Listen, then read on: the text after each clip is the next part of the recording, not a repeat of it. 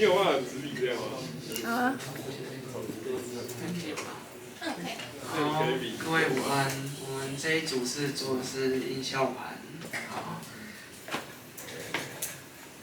我们想要达成的目标是能够同时播放许多音效，然后能够分别控制每个音效的特性、大小声，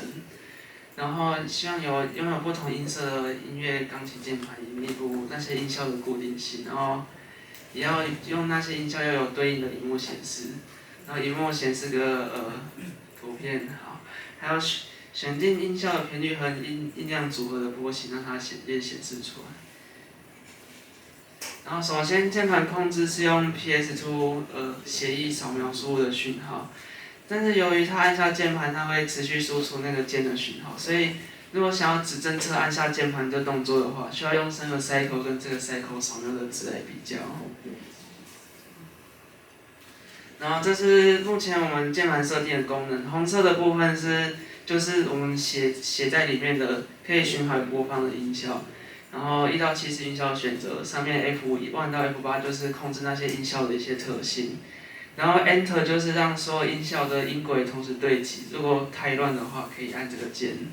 然后空白键就是让选定的那个音效开始播放或让它停止播放这样子，然后钢琴的部分是蓝色的部分，就中间那2排就是钢琴的键，然后右边的数字键盘1到9就可以切换琴键的音色，然后在右边的加减可以控制这个钢琴琴键的音量，然后绿色的部分是鼓声，然后 B 是比较低音的 ，N 是比较高音的，就是如果想要打鼓声节奏的话，就可以用这个键。然后 DSC 原本是要用来做录放音的，然后昨天做一做发现有杂讯，然后试着修 bug， 然后很遗憾的我并没有把它修好，然后修一修反而它连声音都发不出来，真的太可怜。然后首先是音效的我们音效是用波形直接合成，就不是从记忆体里面拿出来的，因为它音效，它如果取样频率是48000的话，它光2秒的音效就要96000个资料，然后每个资料都2个 byte 这样子很多音效塞进去，你大概记忆体就爆炸了，或记忆体会卡住这样子。那所以如果直接用固定的波形来合成的话，就可以省去这些记忆体的一些非常麻烦的东西。就是如果大家有做记忆体，就知道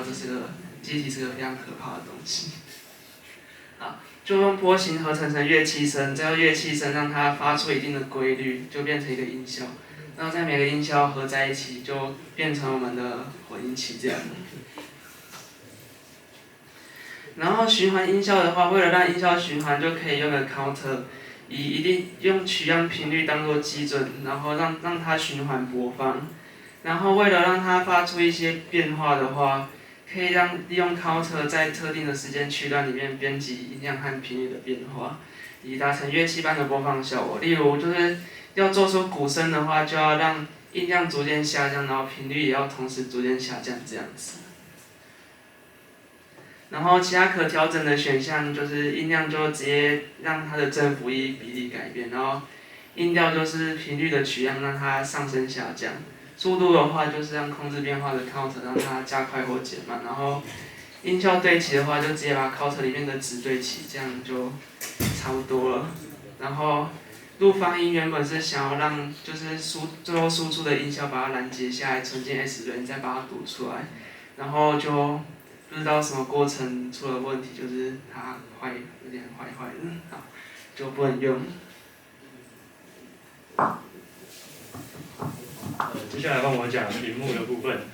虽然说混音器是音乐，然后跟荧幕感觉没有什么关系，但如果有画面的话，感觉就蛮帅的。然后主要是我们可以方便我们 debug。对，那就是荧幕的话，这底下有7个方块，然后它现在只有显示4个，那7个就代表是7个音效，然后从左到右就是第1、第2、第3，然后到第7个。那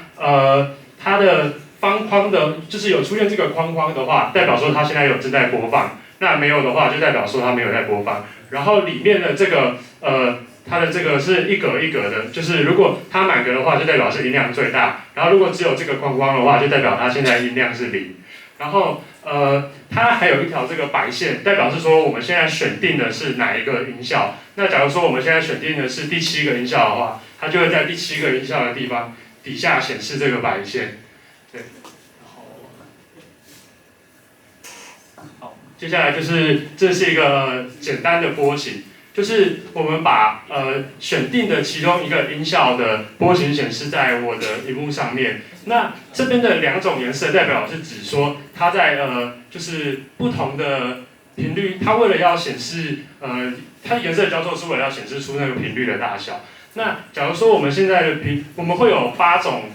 不同的频率大小。那假如说我们现在的频率是最大的时候，它就会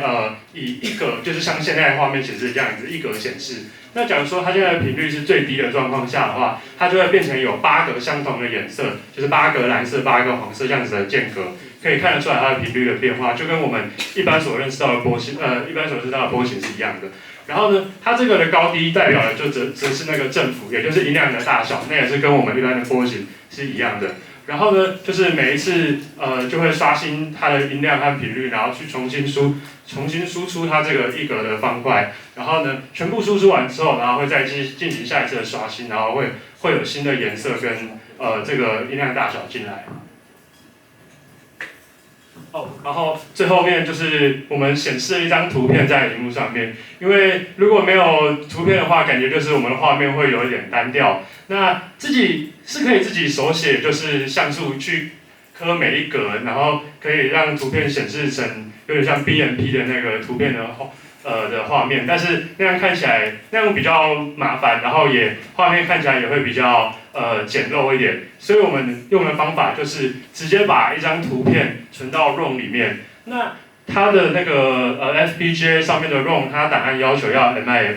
然后我们的图片通常是BMP 或者是JPG， 那就是有经过一些转换。那就是用MATLAB 先去读取图片的 RGB， 然后把它转换成 NIF， 也就是 ROM 可以识别的档案，然后再把它存进去 ROM 里面，然后从 ROM 直接读取出来，就是先把它写进去之后，然后直接读取出来的话，它就会显示成这个样子。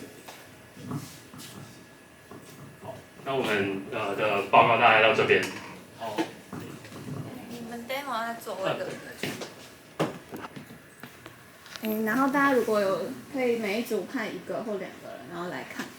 然后可以先帮我到 NTU Core 上下载那个互评表，然后不要评自己的组别不用评，然后要评其他组。